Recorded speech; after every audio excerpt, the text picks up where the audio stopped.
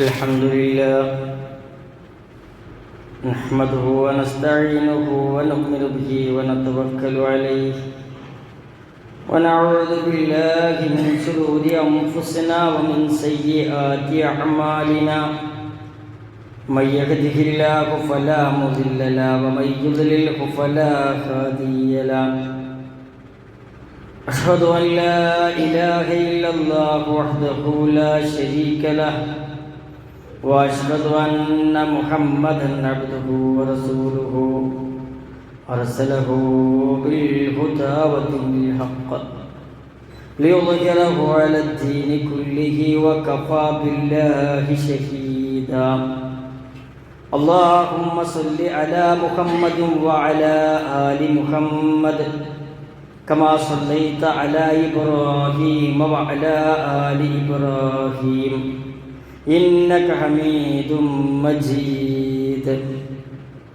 أما بعد فإن خير الكلام كلام الله وخير الهدي هدي محمد صلى الله عليه وسلم وشر الأمور محدثاتها وكل محدثة بدعة وكل بدعة ضلالة وكل ضلالة في النار إن أريد إلا الإصلاح ما استطعت وما توفيقي إلا بالله عليه توكلت وإليه أنيب رب اشرح لي صدري ويسر لي أمري واحلل عقدة من لساني يفقهوا قولي يا أيها الإخوان والأخوات أوصيكم وإياي أولا بتقوى الله أعوذ بالله من الشيطان الرجيم بسم الله الرحمن الرحيم يا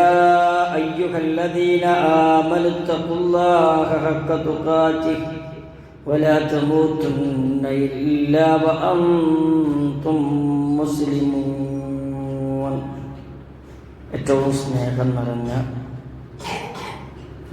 സത്യവിശ്വാസികളെ, സത്യവിശ്വാസിനികളെ, സഹോദരീ സഹോദരന്മാരെ, അല്ലാഹു റബ്ബുൽ ഇസ്സത്തിന്റെ വിധിവിലക്കുകൾക്കനുസരിച്ച് ജീവിതത്തെ ക്രമീകരിക്കണമേ എന്ന് ആദ്യമേ എന്നോടും തുടർന്ന് നിങ്ങളോട് ഉപദേശിക്കുകയാണോ വസിയത്ത് ചെയ്യുകയാണോ? മനുഷ്യന് ഏതൊരു കാര്യത്തിലും ഒരു മാർഗരേഖ ലഭിച്ചാൽ അല്ലെങ്കിൽ ഒരു കാര്യം ആസൂത്രണം ചെയ്താൽ ആ കാര്യം ഭംഗിയായി നമുക്ക് ഓരോരുത്തർക്കും നിർവഹിക്കാൻ കഴിയും. നമ്മുടെ പരലോക വിജയത്തിൻ്റെ മാനദണ്ഡമായി മാറുന്ന റമദാൻ കടന്നു വരികയാണ്. എന്താണ് ഒരു വിശ്വാസി നോമ്പിൻ്റെ ഒരു ദിവസം ചെയ്യേണ്ടത് എന്ന് ആസൂത്രണം ചെയ്യണം. കാരണം ധാരാളം വിഭവങ്ങൾ റമദാനിലുണ്ടാകും.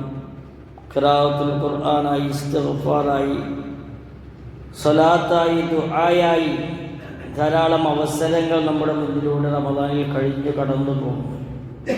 ഒരു ആസൂത്രണമില്ലെങ്കിൽ ആ ഒരു സമയങ്ങളെ പൂർണ്ണമായി ഉപയോഗപ്പെടുത്താൻ നമുക്ക് സാധിക്കുകയില്ല. നോമ്പിൻ്റെ മാസം കണ്ടുവെന്ന് പറഞ്ഞാൽ ഒരു സത്യവിശ്വാസി ഇങ്ങനെ പ്രാർത്ഥിക്കണം: അല്ലാഹുമ്മ അഹ്ലിൽ അലൈനാ ബിൽ യംനി വൽ ഈമാൻ വസ്സലാമത്തി വൽ ഇസ്ലാം റബ്ബി വറബ്ബുക്കല്ലാഹ്. അല്ലാഹുവേ, നീ ഞങ്ങളുടെ മീതെ ഈ ചന്ദ്രമാസത്തെ ഉദിപ്പിക്കുന്നത് അഭിവൃദ്ധിയും ഈമാനും സമാധാനവും കൊണ്ടാക്കണമേ. എൻ്റെ റബ്ബും നിൻ്റെ റബ്ബും ഒന്നാണെന്ന് പറയുകയാണ്. അപ്പോൾ അഭിവൃദ്ധിയും ഈമാനും സമാധാനവും ലഭിക്കാൻ വേണ്ടി മാസം കണ്ടു എന്ന് പറയുമ്പോൾ നമ്മൾ പ്രാർത്ഥിക്കേണ്ടതുണ്ട്. ഫർള് നോമ്പുകൾ തലേന്ന് രാത്രി നിയ്യത്ത് വെക്കണം. നിയ്യത്തെന്ന് പറഞ്ഞാൽ ഉദ്ദേശമാണ്. മനസ്സിൽ ഉദ്ദേശിക്കുന്നതെല്ലാം ഒരാൾ പറയാൻ നിന്നാൽ അയാൾക്ക് ഭ്രാന്താണെന്ന് പറയും. അതുകൊണ്ട് തന്നെ നിയ്യത്ത് ചൊല്ലിപ്പറയേണ്ടതില്ല. അത് ദീനിലേക്ക് പിന്നീട് കടന്നുകൂടിയ ഒരു സംഗതിയാണെന്ന് നമ്മൾ മനസ്സിലാക്കണം. അത്താഴം കഴിക്കുക എന്നതാണ് ആ ദിവസത്തിലെ ആദ്യത്തെ പ്രവർത്തനം. തസഹ്ഹറു ഫഇന്ന ഫിസ്സുഹൂരി ബറക. നിങ്ങൾ അത്താഴം കഴിക്കണം. അത്താഴത്തിൽ നിങ്ങൾക്ക് അനുഗ്രഹമുണ്ട്, ബറക്കത്തുണ്ട്. അത്താഴം സമയം രാവിലെ എഴുന്നേറ്റ് അത്താഴത്തിൻ്റെ സമയം ഭക്ഷണത്തിലേക്ക് നോക്കുന്നതിന് പകരം സോഷ്യൽ മീഡിയയിലേക്ക് നോക്കേണ്ടവരല്ല മുസ്ലിം നോമ്പുകാരൻ. പ്രാർത്ഥനയ്ക്ക് ഉത്തരം ലഭിക്കുന്ന സമയമാണത്. അള്ളാഹു ഏറ്റവും അടുത്ത ആകാശത്തിലേക്ക് ഇറങ്ങി വരികയും മൻ യദ്ഊനി ഫസ്തജിബ് ലഹു, ആരെന്നോട് പ്രാർത്ഥിക്കുന്നുവോ അവന് ഞാൻ ഉത്തരം നൽകും. മൻ യസ്അലനി ഫഉഅ്തിയഹു, ആരെന്നോട് ചോദിക്കുന്നുവോ അവന് ഞാൻ നൽകും. മൻ യസ്തഗ്ഫിറുനി ഫഗ്ഫിർ ലഹു, ആരെന്നോട് പാപമോചനം തേടുന്നുവോ അവന് ഞാൻ പാപമോചനം നൽകും എന്ന് പറഞ്ഞ സമയത്തിലാണ് നമ്മൾ അത്താഴം കഴിക്കുന്നത്. ആ സമയത്ത് നമ്മുടെ ഈ ലോകത്തിനും പരലോകത്തിനും വേണ്ടി ധാരാളം പ്രാർത്ഥിക്കണം. നബി സല്ലല്ലാഹു അലൈഹി വസല്ലം സുബഹിക്ക് എത്ര മുമ്പാണ് ഭക്ഷണം കഴിച്ചിരുന്നത് എന്ന ചോദ്യത്തിന് സഹാബത്തിൻ്റെ മറുപടി, മഹാനായ നബി കരീം സല്ലല്ലാഹു അലൈഹി വസല്ലം ഭക്ഷണം കഴിച്ചതിനു ശേഷം 50 ആയത്ത് ഓതാനുള്ള സമയമായിരുന്നു സുബഹി ബാങ്കിന് ഉണ്ടായിരുന്നത്. പ്രവാചകൻ സല്ലല്ലാഹു അലൈഹി വസല്ലം ഭക്ഷണം കഴിച്ചതിന് ശേഷം എന്തു ചെയ്തു? വിശ്രമിച്ചോ? കിടന്നുറങ്ങിയോ? സുബഹി നഷ്ടപ്പെടുന്നത് പോലെ ഉറങ്ങിയോ? ഇല്ല. 50 ആയത്ത് ഓതാനുള്ള സമയമാണ് സഹാബത്ത് കണക്കൂട്ടിയതെങ്കിൽ 50 ആയത്ത് ഓതുകയാണ് ആ സമയത്ത് വേണ്ടത്. സുബഹി നമസ്കാരം വീട്ടിൽ നിന്ന് ഒതുവെടുത്ത് സുബഹിക്ക് മുമ്പുള്ള 2 റക്അത്ത് സുന്നത്ത് നമസ്കരിച്ച് പള്ളിയിലേക്ക് ഒരാൾ നടന്നു പോയാൽ ഒരു കാലടിക്കവൻ്റെ പാപം പൊറുക്കും, ഒരു കാലടിക്കവൻ്റെ ദറജ ഉയർത്തപ്പെടും. വീട്ടിൽ നിന്നിറങ്ങുമ്പോൾ ബിസ്മില്ലാഹി തവക്കൽതു അലല്ലാഹി ലാ ഹൗല വലാ ഖുവത ഇല്ലാ ബില്ലാഹ് എന്ന് പ്രാർത്ഥിച്ചാൽ പിശാച് നിരാശപ്പെടും. ഇവൻ്റെ പിന്നാലെ പോയിട്ട് കാര്യമില്ല. ഹുദീത വകുഫീത വവുക്കീത, ഇവൻ മതിയായവനായി മാർഗദർശനം ലഭിച്ചു, അവന് സംരക്ഷണം ലഭിച്ചു എന്ന് പിശാച് പറഞ്ഞ് നിരാശപ്പെടും. പള്ളിയിലേക്ക് പോകുമ്പോൾ അല്ലാഹുമ്മ ജഅൽ ഫീ ഖൽബി നൂറാ വഫീ ലിസാനി നൂറാ വഫീ സംഇ നൂറാ വഫീ ബസരി നൂറാ വജഅൽ മിൻ ഫൗഖി നൂറാ വമിൻ തഹ്തി നൂറാ വമിൻ യമീനി നൂറാ വമിൻ ശിമാലി നൂറാ അല്ലാഹുമ്മ അഅ്തി നൂറാ. അല്ലാഹുവേ, എൻ്റെ ഹൃദയത്തിലും എൻ്റെ നാവിലും എൻ്റെ കേൾവിയിലും എൻ്റെ കാഴ്ചയിലും എൻ്റെ മുകളിലും താഴെയും എൻ്റെ വലതുഭാഗത്തും ഇടതുഭാഗത്തും എനിക്ക് നീ പ്രകാശം തരേണമേ എന്ന പ്രാർത്ഥനയുണ്ട്. പള്ളിയിലേക്ക് കയറുമ്പോൾ അല്ലാഹുമ്മ ഫ്തഹ് ലി അബ്വാബ റഹ്മതിക, അല്ലാഹുവേ നിന്റെ കാരുണ്യത്തിൻ്റെ വാതിൽ എൻ്റെ മുന്നിൽ മലക്ക് തുറക്കണമേ എന്ന് പ്രാർത്ഥിച്ച് കയറിയ ഉടനെ 2 റക്അത്ത് തഹിയ്യത്ത് നമസ്കരിച്ച് ബാങ്കിൻ്റെയും ഇഖാമത്തിൻ്റെയും ഇടയിലുള്ള സമയം പ്രാർത്ഥന തടയപ്പെടുകയില്ല. ആ സമയത്ത് പ്രാർത്ഥിക്കണം. ശേഷം ഇമാമിൻ്റെ കൂടെ നമസ്കരിക്കുമ്പോൾ ഇമാമിനെ മുൻകടക്കാതെ കൃത്യമായി നമസ്കാരത്തിലേക്ക് ശ്രദ്ധിച്ച് സുജൂദിൻ്റെ ഭാഗത്തേക്ക് നോക്കി അത്തഹിയ്യാത്തിൻ്റെ സമയത്ത് വിരലിലേക്ക് നോക്കി അള്ളാഹുവിനോട് സംസാരിക്കുകയാണെന്ന വക്കാറത്തോടുകൂടി നമസ്കരിക്കുക. നമസ്കാരശേഷം ചൊല്ലേണ്ട പ്രാർത്ഥനകളൊക്കെ ചൊല്ലി അവിടെ ഇരിക്കുക. പള്ളിയിൽ എത്ര സമയം നമസ്കരിച്ച സ്ഥലത്തിരിക്കുന്നുവോ ആ സമയത്തൊക്കെ മലക്ക് വന്ന് നമുക്ക് വേണ്ടി പ്രാർത്ഥിക്കും. അല്ലാഹുമ്മ ഗ്ഫിർ ലഹു വർഹംഹു എന്ന് പ്രാർത്ഥിച്ചു കൊണ്ടേയിരിക്കും. അപ്പോൾ മലക്കിനെ കൊണ്ട് പ്രാർത്ഥിപ്പിക്കാനുള്ള മാർഗം എന്താ? ജമാഅത്ത് നമസ്കാരം കഴിഞ്ഞ് അവിടെ തന്നെ ഇരിക്കുക. ഇങ്ങനെ നമസ്കരിച്ചിടത്തിരിക്കുവോളം സമയം അയാൾ നമസ്കാരത്തിലാണ് എന്ന് രേഖപ്പെടുത്തും. ഓരോ വക്ത നമസ്കാരത്തിലും ഈ നിബന്ധനകൾ പാലിച്ചു മുന്നോട്ട് പോകാൻ സാധിക്കണം. 12 റക്അത്താണ് റവാത്തിബ് നമസ്കരിക്കേണ്ടത്. അവനൊരു സ്വർഗത്തിലൊരു വീടാണ് ലഭിക്കുക. ഇവിടെ ടൈലിട്ട നല്ല ഒരു വീട് നമുക്ക് നിർമ്മിക്കണമെങ്കിൽ എത്രത്തോളം പണിപ്പെടണം. എന്നാൽ ദിവസവും റവാത്തിബ് സുന്നത്തുകൾ 12 നമസ്കരിക്കുന്നവർക്ക് സ്വർഗത്തിലൊരു വീടുണ്ടായിരിക്കും. സുബഹിക്ക് മുമ്പ് 2, ദുഹറിന് മുമ്പ് 4, ശേഷം 2, മഗ്രിബിന് ശേഷം 2, ഇശാക്ക് ശേഷം 2 എന്നിങ്ങനെ റവാത്തിബ് നമസ്കരിക്കണം. പള്ളിയിൽ നിന്നിറങ്ങുമ്പോൾ അല്ലാഹുമ്മ ഇന്നി അസ്അലുക മിൻ ഫളിക, അല്ലാഹുവേ നിന്റെ ഔദാര്യത്തിൽ നിന്ന് ഞാൻ ചോദിക്കുന്നു എന്ന് പ്രാർത്ഥിക്കണം. വീട്ടിലേക്ക് കയറുമ്പോൾ ബിസ്മില്ലാ എന്ന് പറഞ്ഞ് കയറണം. ആരെങ്കിലും സുബഹി ജമാഅത്തായി നമസ്കരിച്ചാൽ അവന് വലിയ പ്രതിഫലമാണ്. മൻ സല്ല സുബ്ഹ ഫിൽ ജമാഅ, അല്ലെങ്കിൽ ജമാഅത്തായി സുബഹി നമസ്കരിച്ചാൽ ഫകഅന്നമാ ഖാമൽ ലൈല കുല്ലുഹു, ഒരു രാത്രി മുഴുവൻ നമസ്കരിച്ച പ്രതിഫലമാണ് ലഭിക്കുക. മൻ സല്ല സുബ്ഹ ഫഹുവ ഫീ ദിമ്മത്തില്ലാ, ഒരാൾ സുബഹി നമസ്കരിച്ചാൽ അയാൾ അല്ലാഹുവിൻ്റെ പ്രത്യേക സംരക്ഷണത്തിലായിരിക്കും. ഇരട്ടത്ത് നടന്നു വന്നാണ് സുബഹി നമസ്കരിച്ചതെങ്കിൽ വബശ്ശിരിൽ മശാഈന ഫിൽ ദുൽമി ഇലൽ മസാജിദ്, പള്ളിയിലേക്ക് ഇരുട്ടുന്ന സമയത്ത് നടന്നു വരുന്ന ആൾക്ക് സന്തോഷ വാർത്ത അറിയിക്കണം. ഖിയാമത്തിൽ സമ്പൂർണമായ പ്രകാശം അവന് ലഭിക്കും. പകലിലെയും രാത്രിയിലെയും രേഖപ്പെടുത്തുന്ന മലക്കുകൾ മാറി മാറി വരുന്ന സമയമാണ് സുബഹിയും അസറും. സുബഹി സമയത്ത് പകലിൽ രേഖപ്പെടുത്തേണ്ട മലക്ക് ഇറങ്ങി വരികയും രാത്രി രേഖപ്പെടുത്തിയ മലക്ക് കയറിപ്പോകുകയും ചെയ്യുന്ന സമയമാണ്. അസറിനും സുബഹിക്കും പ്രത്യേകതയുണ്ട്. മലക്കു ചെല്ലുമ്പോൾ അല്ലാഹുമ്മ റബ്ബിൽ ഇസ്സത്ത് ചോദിക്കും, എൻ്റെ അടിമ എന്തു ചെയ്യുകയായിരുന്നു നീ പോന്നപ്പോൾ എന്ന് ചോദിക്കും. ഫതറക്നാഹും വഹും യുസല്ലൂൻ, ഞങ്ങൾ അവരെ വിട്ടുപോന്നപ്പോഴും വാതൈനാഹും വഹും യുസല്ലൂൻ, ഞങ്ങൾ ചെന്ന സമയത്തും അവർ നമസ്കരിക്കുകയായിരുന്നു, ഞങ്ങൾ അവിടെ നിന്ന് തിരിച്ചു പോരുന്ന സമയത്തും അവർ നമസ്കരിക്കുകയായിരുന്നു എന്ന് സുബഹി ജമാഅത്തിനും അശർ ജമാഅത്തിനും പങ്കെടുക്കുന്നവരുടെ കാര്യത്തിൽ മലക്ക് അല്ലാഹുവിനോട് പറയും. സ്വർഗപ്രവേശനം ലഭിക്കും, നരകമോചനം ലഭിക്കും. സുബഹിയും അസറും പ്രത്യേകം പരിഗണിച്ചാൽ രാവിലെയും വൈകുന്നേരവും ചൊല്ലേണ്ട ദിക്റുകളുണ്ട്. അത് വിശ്വാസിക്ക് തിന്മയിൽ നിന്ന് രക്ഷപ്പെടാനുള്ള മാർഗമാണ്.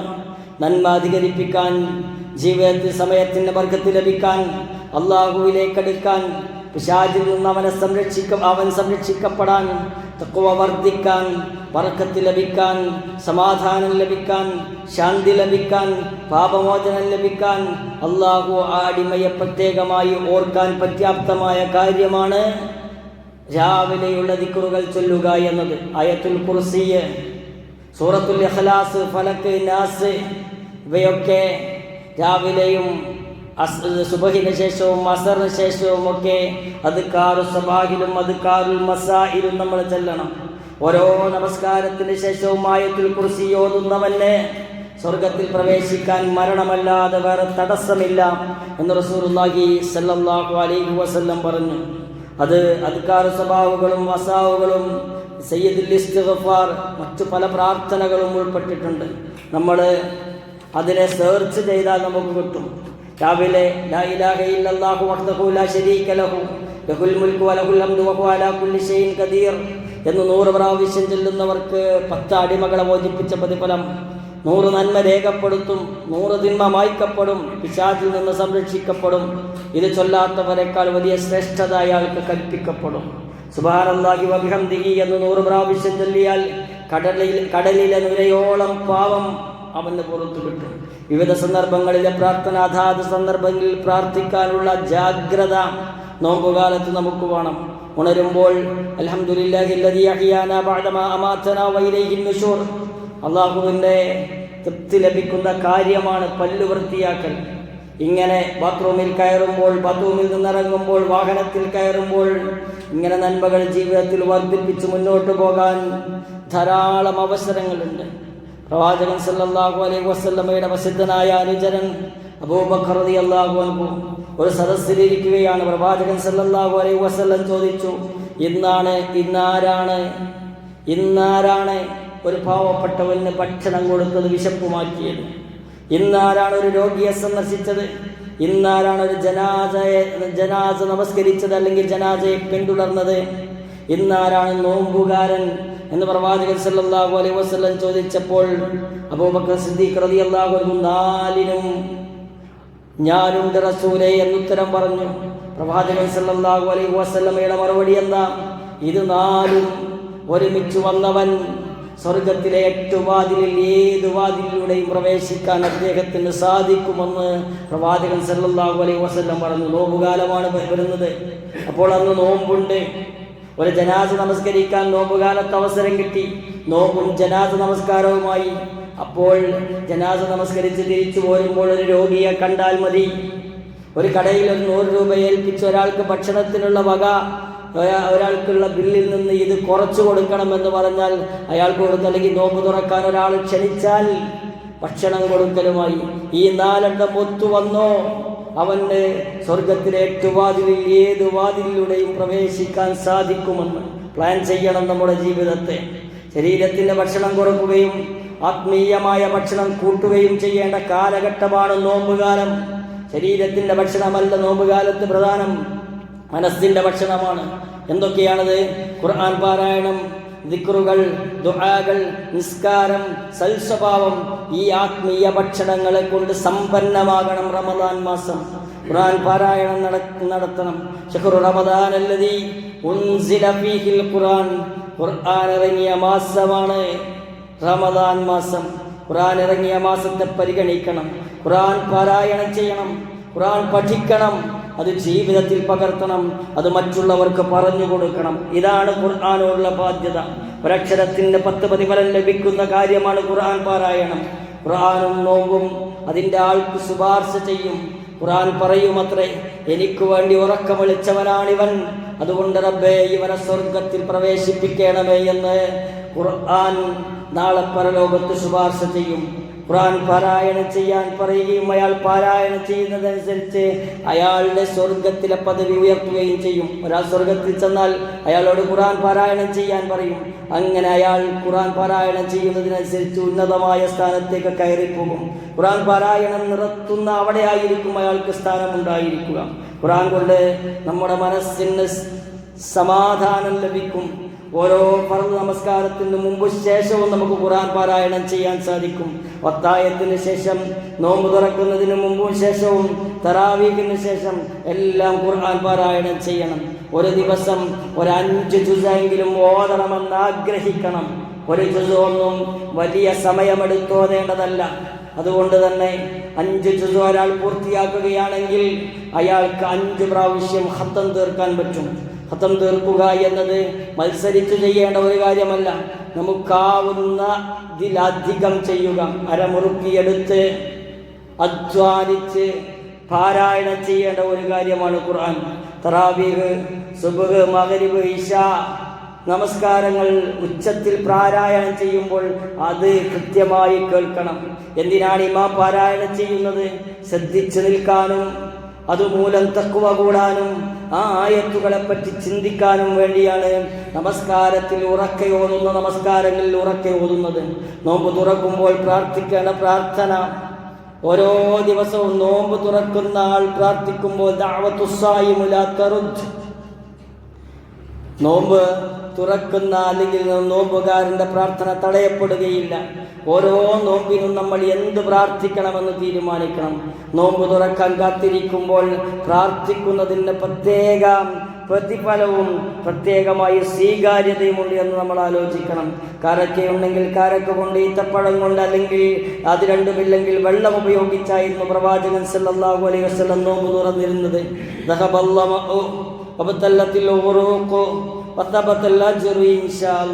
ദാഹം ശമിച്ചു, നരമ്പുകൾ നനഞ്ഞു, അള്ളാഹു ഉദ്ദേശിച്ചാൽ പ്രതിഫലം ഉറച്ചു എന്ന പ്രാർത്ഥന ചൊല്ലണം. മഗ്രിബ് ജമാഅത്ത് നഷ്ടപ്പെടാതിരിക്കാൻ ശ്രദ്ധിക്കണം. ഒരാളെ നോമ്പ് തുറപ്പിച്ചാൽ അയാളുടെ നോമ്പിന്റെ അതേ പ്രതിഫലം നോമ്പ് തുറപ്പിച്ചവനുണ്ടാകും. അയാൾക്ക് കുറയുകയുമില്ല. 50 പേരെ വിളിച്ച് നോമ്പ് തുറപ്പിക്കുന്നവൻ നിയ്യത്ത് വെക്കേണ്ടത് എന്താ? അന്ന് അവന് 51 നോമ്പ് കിട്ടി. അങ്ങനെ ആലോചിക്കണം. ആ നിയ്യത്തുണ്ടെങ്കിലേ 50 നോമ്പുകൾ അഡീഷണലായി നമ്മുടെ കിതാബിൽ, നമ്മുടെ മീസാനിൽ എഴുതി വെക്കപ്പെടുകയുള്ളൂ എന്ന ചിന്ത നമുക്ക് വേണം. ഈ കാര്യങ്ങളൊക്കെ ശ്രദ്ധിച്ച് മുന്നോട്ട് പോകുമ്പോഴേ നമുക്ക് ജീവിതത്തിൽ ഈ നോമ്പുകാലം ധന്യമായ ഒരു നോമ്പുകാലമായി മാറുകയുള്ളൂ. തറാവീഹ് നമസ്കരിക്കാൻ വരണം, നിർബന്ധമാണ്. പിന്നെ അത് നിർബന്ധമായി സഹാബത്ത് ചെയ്തിരുന്ന ഒരു കാര്യമാണ്. അഥവാ സുന്നത്തായി ജമാഅത്തായി നമസ്കരിച്ചിരുന്ന ഒരു കാര്യമാണ്. ഈ കാലത്ത് മാത്രം തഹജ്ജുദ് നമസ്കരിക്കാതെ റമദാനിൽ മാത്രം നമസ്കരിക്കുന്നവരുണ്ട്. ആരംഭ ശൂരത്വം ചെയ്യുന്ന ആളുകളുടെ പ്രബലമായ സുന്നത്താണ്, നിർബന്ധമല്ല, മറിച്ച് പ്രബലമായ സുന്നത്താണ്. അത് സുന്നത്തായി തന്നെ എടുക്കണം. മൻ ഖാമ റമദാനൻ, ആരെങ്കിലും റമദാനിൽ നിന്ന് നമസ്കരിച്ചാൽ ഈമാനൻ, വിശ്വാസത്തോടുകൂടി, വഹ്തിസാബൻ, പ്രതിഫലേച്ഛയോടുകൂടി, അവന്റെ കഴിഞ്ഞ പാപങ്ങളെല്ലാം പൊറുക്കപ്പെടും. അപ്പോൾ ഇമാമിന്റെ കൂടെ തറാവീഹ് നമസ്കരിച്ചാൽ കിട്ടുന്ന മറ്റൊരു പ്രതിഫലം എന്താ? വിത്തർ വരെ അഥവാ വിത്തറടക്കമുള്ള 6 റക്അത്തുകൾ മുഴുവൻ പൂർത്തിയാക്കിയ ഒരാൾക്ക് രാത്രി മുഴുവൻ നമസ്കരിച്ച പ്രതിഫലം കിട്ടും. ഭക്ഷണം നിയന്ത്രിക്കണം, അത് തറാവീഹിനെ ബാധിക്കരുത്. അള്ളാഹുവിലേക്ക് അടുക്കാനുള്ള ഏറ്റവും വലിയ മാർഗമാണ്. കുറേ നേരം അള്ളാഹുവിനോട് സംസാരിക്കാനുള്ള മാർഗമാണ് തറാവീഹ്. ആ അവസരത്തെ ഉപയോഗപ്പെടുത്തണം. അള്ളാഹുവിലേക്ക് തറാവീഹ് കൊണ്ട് അടുക്കാൻ കഴിയണം. നിയ്യത്ത് നന്നാക്കണം, ഇഖ്ലാസ് ഉണ്ടായിരിക്കണം. ഖുർആനിലെ പാരായണം ഇമാമ് പാരായണം ചെയ്യുമ്പോൾ അതിലേക്ക് ശ്രദ്ധിക്കണം. ധാരാളമായി ആ തറാവീഹിൻ്റെ ഇടയിലും തറാവീഹ് കഴിഞ്ഞിട്ടും പ്രാർത്ഥിക്കണം. ഭയഭക്തി നിലനിർത്തണം. മടിയോടെ അശ്രദ്ധയോടുകൂടി നമസ്കരിക്കുന്നത് മുനാഫിക്കിന്റെ നമസ്കാരമാണ് എന്ന് പ്രവാചകൻ സല്ലല്ലാഹു അലൈഹി വസല്ലം പറഞ്ഞു. അത്തരം നമസ്കാരങ്ങൾ നമ്മുടെ ജീവിതത്തിലേക്ക് കടന്നു വരാതിരിക്കാൻ ശ്രദ്ധിക്കണം. ആവേശത്തോടുകൂടി, ഉത്സാഹത്തോടുകൂടി, നീയത്തോടുകൂടി കാര്യങ്ങൾ ചെയ്യണം. സദഖ നൽകുക എന്നതാണ് റമദാനിൽ പ്രോത്സാഹിപ്പിച്ച മറ്റൊരു കാര്യം. നോമ്പിൻ്റെ മാസത്തെ പിരിവിൻ്റെ മാസമെന്ന് വിശേഷിപ്പിക്കാറുണ്ട്. പണം കൊടുത്ത് സ്വർഗം വാങ്ങാനുള്ള മാർഗമാണ് പിരിവുകൾ. ഇങ്ങനെ പല സ്ഥാപനത്തിനും പല ദഅവാ പ്രവർത്തനങ്ങൾക്കും പല ആളുകൾക്കും വേണ്ടി സഹായത്തിന് പിരിക്കുമ്പോൾ അത് നമ്മൾ കൊടുക്കുന്ന പണം സ്വർഗത്തിലേക്കുള്ള വരുമാനമാണ് എന്ന് വിചാരിക്കണം. അള്ളാഹുവിനാരുണ്ട് കടം കൊടുക്കാൻ എന്ന് അള്ളാഹു ചോദിക്കുന്നുണ്ട്. ഇരട്ടിക്കിരട്ടിക്ക് തിരിച്ചു നൽകാമെന്നത് അള്ളാഹുവിൻ്റെ വാഗ്ദാനമാണ്. ഒരാൾ ഒരു നാണയത്തിട്ട് കൊടുത്താൽ ഒരു സൈന്യത്തിന് വേണ്ടി കുതിരയെ വളർത്തുന്നത് പോലെ അള്ളാഹു വളർത്തുമെന്നും അതൊരു പർവ്വത സമാനമായ ഒരു കാര്യമായി നാളെ പരലോകത്ത് ആ ഒരു നാണയത്തെ കാണുമെന്നും പ്രവാചകൻ സല്ലല്ലാഹു അലൈഹി വസല്ലം പഠിപ്പിച്ചിട്ടുണ്ട്. സദഖ കൊടുത്തുകൊണ്ട് റബ്ബിൻ്റെ കോപത്തെ കെടുത്തിക്കളയാൻ കഴിയും, ധനം ശുദ്ധീകരിക്കാൻ കഴിയും. വലത് കൈ കൊടുത്തത് ഇടത് കൈ അറിയായിക ഉണ്ടെങ്കിൽ, അത്രയും വലിയ ഇഖ്ലാസും നിയ്യത്തും ഉണ്ടെങ്കിൽ അള്ളാഹുവിൻ്റെ അർശിൻ്റെ തണൽ അവർക്ക് ലഭിക്കും. ഇങ്ങനെ സദഖ കൊടുക്കുന്നവരുടെ ഈമാൻ വർദ്ധിക്കും, പാപങ്ങൾ പുറത്തു കൊടുക്കും. രോഗങ്ങൾ സുഖപ്പെടണമെങ്കിൽ സദഖ കൊടുത്താൽ മതി എന്നൊക്കെ റസൂലുള്ളാഹി സ്വല്ലല്ലാഹു അലൈഹി വസല്ലം പറഞ്ഞിട്ടുണ്ട്. സകാത്ത് കൊടുക്കണം. നിസാബ് എത്തിയിട്ടുണ്ടോ എന്ന് എല്ലാവരും നോക്കണം. എനിക്ക് സകാത്തിൻ്റെ കടപ്പാടില്ലെന്ന് പറയുന്നവർ പോലും ഞാൻ സകാത്ത് കൊടുക്കാൻ ബാധ്യസ്ഥനാണോ എന്ന് പരിശോധിക്കേണ്ടതുണ്ട്. എനിക്കതിന് മാത്രം ഇല്ലെന്ന് പറയുന്നവർ സ്വയം ബോധ്യപ്പെടുത്തണം. ഇല്ലെന്ന് ബോധ്യപ്പെടുത്താൻ കണക്ക് നോക്കണം. ഉണ്ടെന്ന് ബോധ്യപ്പെട്ടാൽ അതിൻ്റെ നിശ്ചിത ശതമാനം കൊടുക്കുകയും ചെയ്യണം. ഓരോരുത്തരും സ്വന്തത്തിൻ്റെ സകാത്ത് കണക്ക് കൂട്ടി നോക്കണം. ഇനിയോ കുടുംബ ബന്ധം പാലിക്കണം. പ്രവാചകൻ സല്ലല്ലാഹു അലൈഹി വസല്ലമയുടെ സഹാബത്ത് പറയുന്നു, റമദാനിൽ നോമ്പ് നോൽക്കാനുള്ള മാസം കാണുന്നതിന് മുമ്പ് എല്ലാവരോടുമുള്ള വെറുപ്പും വിദ്വേഷവും ഞങ്ങൾ മനസ്സിൽ നിന്നും തൂത്തുകളയുമായിരുന്നു, ഒഴിവാക്കുമായിരുന്നു എന്ന് സഹാബത്ത് പറഞ്ഞിട്ടുണ്ട്. കുടുംബ ബന്ധം പാലിക്കണം. ആയുസ് വർദ്ധിപ്പിക്കും. കുടുംബ ബന്ധം പാലിച്ചാൽ ആയുസ് വർദ്ധിക്കും, ഉപജീവനത്തിൽ ബർക്കത്ത് ലഭിക്കും. അതിനനുസരിച്ച് പ്രവർത്തിക്കാൻ നമുക്ക് സാധിക്കണം. റമദാനിൽ രാവിലെ മുതൽ ഉണർന്നത് മുതൽ ഉറങ്ങുന്നത് വരെ എന്തൊക്കെ ചെയ്യുമെന്ന് ഒരു പേപ്പറിൽ നമ്മൾ എഴുതി വെക്കണം, കൃത്യമായി എഴുതി വെക്കണം. അതൊക്കെ പ്രവർത്തിക്കുന്നുണ്ടെന്ന് ഉറപ്പിച്ചാൽ ഈ ഒരു റമദാൻ സ്വർഗത്തിലേക്കുള്ള വലിയൊരു മുതൽക്കൂട്ടായി മാറുമെന്ന് സൂചിപ്പിക്കുകയാണ്. ഈ ഒരു റമദാനിനെ വളരെ ഭംഗിയായി ഭയഭക്തിയോടുകൂടി നല്ല നീയത്തോടുകൂടി സ്വർഗപ്രവേശനത്തിന് യോഗ്യരാക്കുന്ന തരത്തിൽ ഈ ഒരു റമദാനിനെ ഉപയോഗപ്പെടുത്താൻ അല്ലാഹു തആല നമുക്ക് തൗഫീഖിനെ പ്രദാനം ചെയ്യുമാറാകട്ടെ.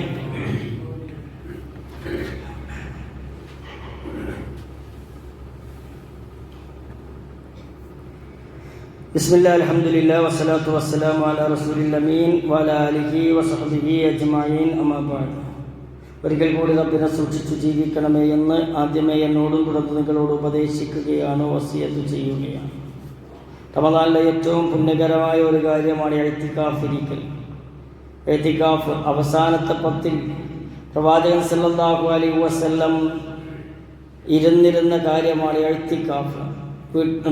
വീട്ടിൽ നിന്ന് മാറി പള്ളിയിൽ പൂർണ്ണമായിരുന്ന് അത് നേരത്തെ നീയത്ത് വെക്കണം. അതേപോലെ നമ്മുടെ ജോലിസ്ഥലങ്ങളും കുടുംബത്തിലുമൊക്കെയുള്ള എന്തൊക്കെ കാര്യമുണ്ടോ അതൊക്കെ നേരത്തെ തീർത്ത് പ്ലാൻ ചെയ്യണം. ദുനിയാവിൻ്റെ കാര്യങ്ങളിൽ നിന്നും മാറി നിൽക്കുകയും ആരാധനാ കാര്യങ്ങളിൽ മുഴുകുകയുമാണ് യഥാർത്ഥത്തിൽ ആ ഒരു ഇഅ്തികാഫിൻ്റെ ലക്ഷ്യം. മനസ്സിനെ ശുദ്ധീകരിക്കുന്ന പ്രവർത്തനങ്ങളിൽ ഏർപ്പെടണം, നീയത്ത് നന്നാക്കണം. അതേപോലെ അനാവശ്യമായ കാര്യങ്ങളിൽ നിന്നും വിട്ടുനിൽക്കണം. ദിക്ർ, പ്രാർത്ഥന, ഖുർആൻ പാരായണം, ലൈലത്തുൽ ഖദറിനെ പ്രതീക്ഷിക്കൽ, രാത്രി നമസ്കാരം, ഇതൊക്കെയാണ് ഇഅ്തികാഫിൻ്റെ സമയത്ത് നമ്മൾ ചെയ്യേണ്ടത്. ഏറ്റവും അധികം നമ്മൾ ശ്രദ്ധിക്കേണ്ടത് റമദാൻ മാസത്തിൽ നമ്മൾ പള്ളിയിലായിരിക്കും. പള്ളിയുടെ കവാടം കടന്നാൽ പിന്നെ അള്ളാഹുവോടെ സംസാരിക്കാൻ പാടുള്ളൂ. ഇത് അള്ളാഹുവിൻ്റെ ഭവനമാണ്. ബൈത്തുള്ള അള്ളാഹുവിൻ്റെ ഭവനം. ഈ അള്ളാഹുവിൻ്റെ ഭവനം നമുക്ക് സംസാരിച്ചിരിക്കാനുള്ള സ്ഥലമല്ല, നമുക്ക് സ്വറ പറയാനുള്ള സ്ഥലമല്ല, മറിച്ച് ഇത് അള്ളാഹുവിനോട് സംസാരിക്കാൻ ഉണ്ടാക്കിയ ഭവനമാണെന്ന് തിരിച്ചറിയുകയും പള്ളിയുടെ വാതിൽ കഴിഞ്ഞാൽ പിന്നെ ദുനിയാവിനെപ്പറ്റി സംസാരിക്കുകയാണെങ്കിലും ആഖിറത്തിനെ കുറിച്ച് സംസാരിക്കുകയും ദിക്റും ദുആയും കൊണ്ട് പള്ളിയെ സമ്പന്നമാക്കുകയും ചെയ്യണം.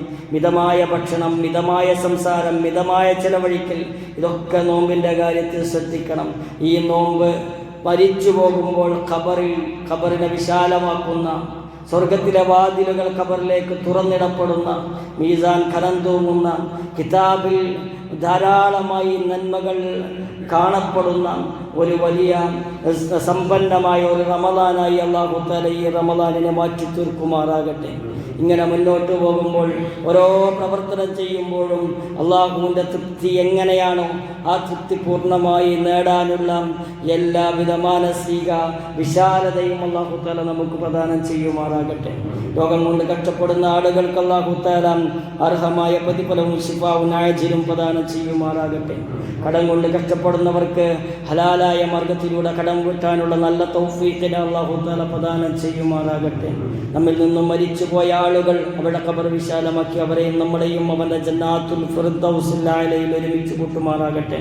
റബ്ബനാ തഖബ്ബൽ മിന്നാ ഇന്നക അൻതസ് സമീഉൽ അലീം വതുബ് അലൈനാ ഇന്നക അൻതത് തവ്വാബുർ റഹീം വഗ്ഫിർ ലനാ യാ ഗാഫിറൽ മുദ്നിബീൻ. റബ്ബനാ ആതിനാ ഫിദ് ദുനിയാ ഹസന വഫിൽ ആഖിറതി ഹസനത വഖിനാ അദാബന്നാർ. والحمد لله رب العالمين. اللهم صل على محمد.